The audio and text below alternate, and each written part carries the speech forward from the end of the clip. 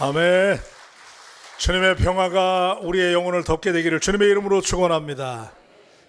우리 권사님들, 집사님들 한 분 한 분이 다양하게 교회에서 활동하시고 또 오늘도 자리를 꽉 메워주셨는데 얼마나 감사한지요, 그죠? 이렇게 우리가 복받은 교회입니다. 권사님들이 새벽에 나와서 찬양하고 기도하는 바울교회 반드시 잘 될 줄로 믿습니다. 우리 권사님들에게 격한 박수로 격려 한번 하십시오. 감사합니다. 고맙습니다. 새벽에 나와서 박수하고 찬양하는 교회는 우리밖에 없어요, 그죠? 얼마나 감사한지. 좌우에 계신 분에게 인사하십시다. 마라나타, 그렇게 인사하십시다. 마라나타. 여러분 진짜 주님 오시기를 기다리십니까? 진짜예요? 참 이게 쉬운 일이 아니잖아요, 그죠? 우리가 늘 주님을 기다린다고 하면서도 주님을 기다리는 것, 세상에 우리가 빠져 있고 세상의 문화에 이끌려가고 또 첫사랑을 잃어버리고 믿음대로 산다고 하지만은 우리가 타협하고 살아가는데, 이런 세상 속에서 우리가 주님을 기다린다는 거 은혜 중에 은혜요, 복 중에 복인 줄로 믿습니다. 그런 의미에서 우리 옆사람이 한 번 더 인사할 때 당신이 기적의 주인공입니다. 기적의 주인공입니다. 날마다 우리 바울 가족들에게 하나님의 기적의 간증이 이어지기를 주님의 이름으로 축복합니다. 새벽 기도, 우리 부모님들의 새벽 기도는 자녀의 그냥 축복이 아니잖아. 평생 축복, 그죠? 자녀들이 평생 복을 받게 되는 줄로 믿습니다. 저도 그래서 복을 받는 것이고, 그죠? 여러분들이 눈물의 기도가 자녀들을 통해서 반드시 거두게 될 줄로 믿습니다. 자, 우리가 이 17장의 말씀은 계속해서 우리 하나님께서 마지막 때에 세상을 심판하시는데 천사들이 그 진노의 대접을, 일곱 천사들이 7개의 진노의 대접을 쏟으면서 일어나는 놀라운 사건들을 말씀하고 있는데, 오늘은 바벨론을 상징하는 큰 음료가 등장을 해요. 음료가 등장을 하고 그 음료가 적그리스도와 어떤 관계인지, 그리고 그 음료에 대한 멸망을 선포하는 내용이 오늘 나오는 장면인데, 마지막에 음료가 등장을 해서 사람들을 유혹하고 세상의 문화에 빠지게 하고 세상의 향락에 빠지게 하고 하나님을 배신하게 만드는데, 그런데 두려워하지 말아라. 그 음료는 반드시 하나님의 심판을 받게 될 것이라고 하는 말씀을 우리에게 주시는 위로의 말씀이에요. 그 당시에 초대교인들이 핍박을 받고 어려움을 당할 때, 그리고 사단이 끊임없이 유혹해서 하나님을 배교하게 만들 때, 그것이 음료라는 거예요. 바벨론으로 상징이 되는 큰 음료가 마지막 때 너희를 핍박하고 유혹하고 악을 조장하는 세력들로 등장하게 될 것인데, 그 세력이 핍박하고 유혹에 빠지게 하고 그러지만 결국은 그 음료는 하나님께서 심판하신다. 그러므로 너희가 참고 견디고 이기면 승리하게 될 줄로 믿습니다라는 메시지를 주시는 거예요. 오늘 이 새벽에 이 메시지가 여러분에게 주는 메시지로 들려주시기를 주님의 이름으로 축원합니다. 그래서 여기 1절을 보니까 우리 1절 같이 읽겠어요. 시작. 또 7 대접을 가진 7 천사 중 하나가 와서 내게 말하여 이르되 이리로 오라. 많은 물 위에 앉은 그 음녀가 받을 심판을 내게 보이리라. 자, 하나님께서 세상을 마지막에 심판하시는데 7 대접을 가진 7 천사를 통해서 대접을 쏟을 때마다 하나님의 심판의 메시지가 들려지는데, 오늘은 어떤 메시지이냐면 그 큰 물 위에, 많은 물 위에 앉은 큰 음녀가 받을 심판에 대해서 이야기한다는 거예요. 음료가 사람들을 유혹하고 핍박하고 넘어지게 하지만, 그러나 그 음료가 받을 심판의 메시지를 오늘 보여주고 있는데, 자, 많은 물 위에 큰 음료가 앉아 있었다 그랬는데, 본래 성경에서 음료라고 하는 이름은 한번 따라 하십시다. 음료. 음탕한 여인이에요, 그죠? 음탕한 여인이라는 말에 뉘앙스가 주는 것처럼 겉모습은 굉장히 매력적이고 멋있고 화려한데, 사실은 하나님의 백성들을 유혹해서 넘어뜨리는 모든 악한 세력을 가리켜서 음녀라고 이야기하는데, 그 음녀가 여기 오늘 성경에는 큰 성 바벨론으로 묘사되고 있어요. 그래서 여러분 이제 오늘 쭉 나가다 보면 15절쯤 가면 이것이 이 음료의 정체가 큰 바벨론이라고 설명을 하는데, 제가 좀 이따 설명을 또 할게요. 자, 그런데 이 큰 음료가 많은 물 위에 앉아 있었다 그래요. 하나님은 보좌 위에 앉아 계신데 이 큰 음료는 많은 물 위에 앉아 있었다. 이 많은 물이라는 게 뭐냐면, 계시록 17장 15절에 보니까 또 천사가 내게 말하되 내가 본 바 음료에 앉은 물은 백성과 무리와 열국과 방언들이다 그랬어요. 그러니까 많은 무리, 하나님은 보좌 위에 앉아 계신데 그 음료는 많은 백성들과 무리 가운데 앉아 있다는 거예요. 수많은 사람들을 유혹하고 수많은 사람들을 타락하게 만들고 전부 세상에 빠지게 만들고 그 사람들을 다스리고 지배하는 세력이 그 위에 앉아 있다는 거예요. 그래서 오늘날 우리 시대의 모습이잖아요. 사단이 사람들을 세상의 향락에, 세상의 문화에, 세상의 유행에 빠지게 만들고 그 위에 사단이 통제하고 앉아 있다는 거죠. 그런데 이 음료가 얼마나 악행을 행했냐면 이 음료로 인해서 2절 보니까 2절 오늘 이 시대에 되어지는 얘기들이에요. 2절 다 같이 읽겠어요. 시작. 땅의 임금들도 그와 더불어 음행하였고 땅에 사는 자들도 그 음행의 포도주에 취하였다 하고. 자, 세상의 향락에 취했다고 그러잖아요, 우리가. 그죠? 그 포도주에 취했다는 거예요. 오늘 수많은 사람들이 세상의 권력을 잡은 사람들, 임금들도, 그리고 이 땅에 거하는 모든 사람들이 그 음료의 음행의 포도주에 취했다는 거예요. 세상의 재미와 세상의 문화와 세상의 향락에 취해가는 오늘 이 시대의 모습을 묘사하고 있는 거예요. 오늘 이 시대에 음료가 등장을 해서 마지막 때 주께서 세상을 심판하기 전에 모든 사람들을 이렇게 세상의 풍조에 취하게 만들고 돈에 빠지게 만들고, 예? 물질 문명에 빠지게 만들고 재미에 빠지게 만들고 여행에 빠지게 만들고, 이게 오늘 사단이 하는 일이라는 거죠. 그래서 세상의 권력 잡은 자들이나 세상의 모든 사람들이 이 악한 음료에게 다 넘어가서 우상을 숭배하고 하나님을 대적하게 된다는 거예요. 무시무시한 오늘 우리 시대의 모습을 보여주고 있잖아요. 그런데 이때 하나님의 성령께서 요한을 어디로 데려가냐면 광야로 데리고 가요. 예, 광야로 데려가는데 여기서 광야는 그냥 문자적인 광야가 아니라 하나님의 백성들이 이 당시에 초대교인들이 핍박을 받는 현장을 보여주신 거예요. 그래서 우리가 광야라고 그럴 때는 고난의 현장, 또 문제의 현장, 시련의 현장을 의미하는데 이 당시에 초대교인들이 고난받는 현장을 주께서 사도 요한을 데려가서 그 고난의 현장, 광야를 보여주는 거예요. 이렇게 말세에 이렇게 우리가 고난의 시대를 겪는다는 거예요. 고난의 광야를 겪게 된다는 거예요. 시련의 광야를 겪게 되는데 거기서 하나님의 성령께서 요한에게 환상을 보여주는데 여기 붉은 빛의 짐승을 타고 있는 음료를 보여주세요. 자, 우리 3절 말씀 볼게요.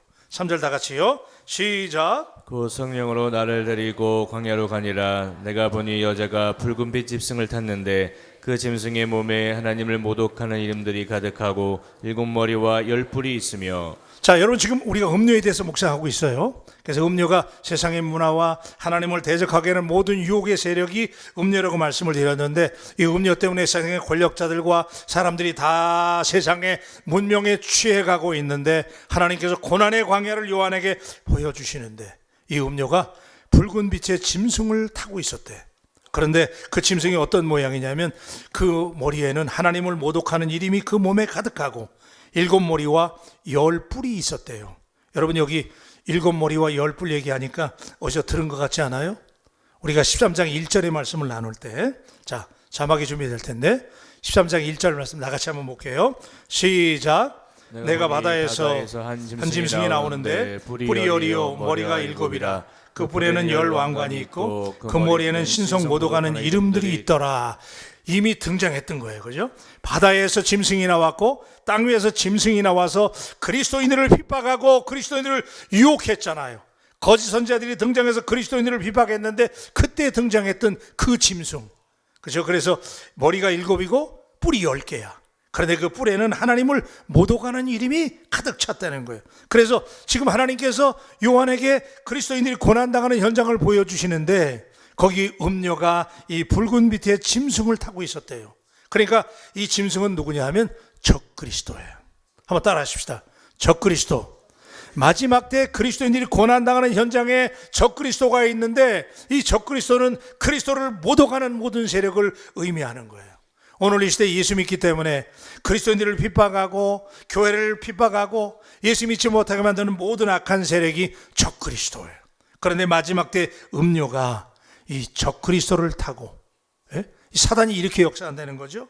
그런데 이 음료가 얼마나 대단했냐면 여러분 우리 4절 볼게요. 자, 4절입니다. 시작. 그 여자는 자주빛과 붉은빛 옷을 입고 금과 보석과 진주로 꾸미고 손에 금잔을 가졌는데 가증한 물건과 그의 음행에 더러운 것들이 가득하더라. 야, 그래서 여러분 그죠? 여기 보니까 자주빛 옷과 붉은빛의 옷을 입었다.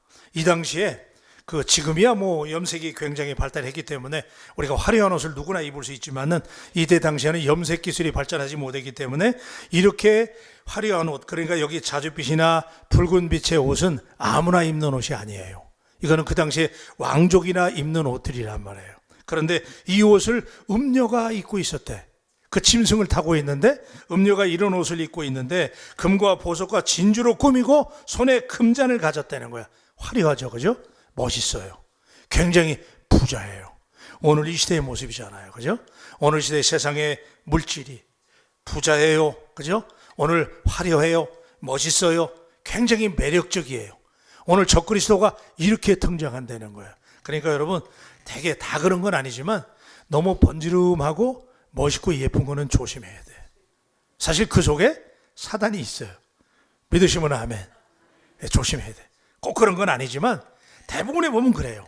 사단은 이 적그리스도가 마지막 때 이렇게 매력적인 모습으로 금과 보석과 진주로 꾸미고 비싼 옷을 입고 그리스도인들을 유혹해요. 그런데 이렇게 멋있어 보이고 굉장히 화려해 보이고 부자 같은데 잔을 들고 있는데 그 잔에는 가증한 물건과 음행의 더러운 것들이 가득하대. 겉으로는 굉장히 멋있고 예쁘고 세련된 것 같은데 뒤돌아보면 뒷모습은 엉망이다, 그 얘기예요. 여러분, 예수 믿는 사람은 겉과 속이 같아야 될 줄로 믿습니다. 크게 아멘. 우리 예수 믿는 사람은, 우리 하나님은 중심을 보시기 때문에 속 사람이 아름다워야 돼. 우리 옆 사람들에게 한번 인사하고 지나갈게요. 자, 우리 옆 사람들에게 우리 속 사람이 아름다워야 됩니다 한번 하세요. 자, 여러분, 이게 지금 오늘 이 시대, 제가 이 말 잘 위체적으로 전했으면 좋겠는데 이 마지막 때 적그리스도가 이렇게 등장한다는 거예요. 화려하고 멋있고 아름답고 매력적인데 그래서 사람들을 다 거기 빠뜨리는 거예요. 그런데 뒤돌아보면 그가 들고 있는 잔에는 음행이 가득하고 더러운 것들이 가득하다는 거예요. 주님은 이런 색들을 가리켜서 위선자요 그랬잖아요, 그죠? 이 가증한 것들아 그랬잖아요. 위선자라고 그랬어요. 여러분, 예수 믿는 사람은 뒷모습이 아름다워야 돼. 아멘이시죠? 우리가 앞으로 볼 때 그리스도인 같아요. 그래서 거룩 하잖아요. 그런데 뒤돌았을 때도 진짜 아름다워야 돼. 그래서 여러분, 속사람과 겉사람이 다 아름다운 사람들 되시기를 주님의 이름으로 축원합니다. 이런 음녀들이 마지막에 적그리스도로 등장을 해서 그리스도인들을 유혹해요. 근데 오늘 이게 여러분들이 지금 별로 심각하게 안 듣지만 오늘 이 시대에 이게 우리의 모습일 수 있다는 거예요. 세상의 물질에 빠져 있고, 그죠? 세상의 문명이 얼마나 멋있어요. 여행 가는 게 얼마나 세련됐어요. 이 세상에 이런 것들에 빠져 있는 음녀들이 이런 세력을 장악하고 권력 잡은 사람, 땅에 있는 사람, 모든 사람들 여기에 다 매혹시킨다는 거예요. 그 지저분한 것들, 그 음행한 것들, 하나님보다 세상을 더 사랑하는 게 음행이잖아요. 이렇게 빠뜨린다는 거죠. 자, 그런데 자, 하나님의 사자가 요한에게 이 음녀가 어떤 정체인지를 분명하게 말씀하고 있는데 5절, 아까 제가 이미 말씀드렸는데 5절 같이 한번 읽어볼게요. 5절입니다. 시작. 그의 이마에 이름이 기록되었으니 비밀이라 큰 바벨론이라 땅의 음녀들과 가증한 것들의 어미라 하였더라. 아, 그래서 그죠? 그렇게 아름답고 화려하고 부자 같아요. 세련돼 있어요. 그런데 그가 바벨론이래. 여러분, 구약시대 때 바벨론은 이스라엘 백성들을 어떻게 했어요? 포로로 잡아간 세력이잖아요. 그러니까 여기서 지금 그 음녀가 바벨론이라고 이야기하는 것은 오늘 이 시대 이 적그리스도가 그리스도인들을 잡아간다는 거예요. 포로로 사로잡는다는 거예요. 그래서 예전에는 안 그랬는데 우리가 부자가 되면서 기도를 잃어버리고 첫사랑을 잃어버리고 이 바벨론이 이스라엘 백성들을 포로로 잡아간 것처럼 오늘 그리스도인들을 이렇게 영적으로 사로잡아 간다는 거예요. 바벨론이라는 거예요. 하나님을 거역하는, 하나님을 대항하는 모든 세력이 바벨론이에요. 오늘 우리가 하나님 앞에 영적으로 깨어서 바벨론을 분별하고 오직 주님만 사랑할 수 있게 되기를 주님의 이름으로 축원합니다. 이게 돼야 되는 거예요. 예? 그런데 우리가 오늘 이 정말 귀한 말씀이라면 마지막 때 이 바벨론이, 음료가 바벨론의 세력으로 등장해서 오늘 이 시대 권력을 장악하고 그리스도인들을 넘어뜨리고 쓰러뜨리는 장면을 보게 되는데, 자, 어떤 장면을 봤냐면 오늘 6절 마지막 절인데 다 같이 볼게요. 시작. 또 내가 보매 이 여자가 성도들의 피와 예수의 증인들의 피에 취한지라 내가 그 여자를 보고 놀랍게 여기고 크게 놀랍게 여기니. 자, 천사가 요한에게 광야로 데리고 와서 그리스도인이 당하는 핍박을 보게 하는데 음료를 봤어요. 그죠? 근데 그 음료의 정체가 뭐냐면 적그리스도였다는 거야. 그래서 적그리스도가 바벨론의 세력으로, 바벨론 그러면 이스라엘 사람들에게는 옛날에 포로로 잡아간 세력을 다 아니까 이렇게 잡아간다는 거예요. 그런데 이렇게 적그리스도가 바벨론으로 등장해서 음료로 등장해서 그리스도인을 핍박했는데 얼마나 핍박했느냐. 여기 보니까 이 여자가 성도들의 피와 예수의 증인들의 피에 취했다는 거야. 여러분 얼마나 피를 많이 흘렸으면 피에 취할 정도예요. 그죠? 초대교회 때 수많은 사람들이 예수 믿기 때문에 핍박을 당하고 죽었다는 거야. 역사가 증명하잖아요. 오늘도 마찬가지예요. 예수 믿기 때문에 순교하고 예수 믿기 때문에 죽어가는 수많은 사람들이, 제가 전에 말씀드렸죠. 21세기가 순교가 가장 심한 시기라는 거.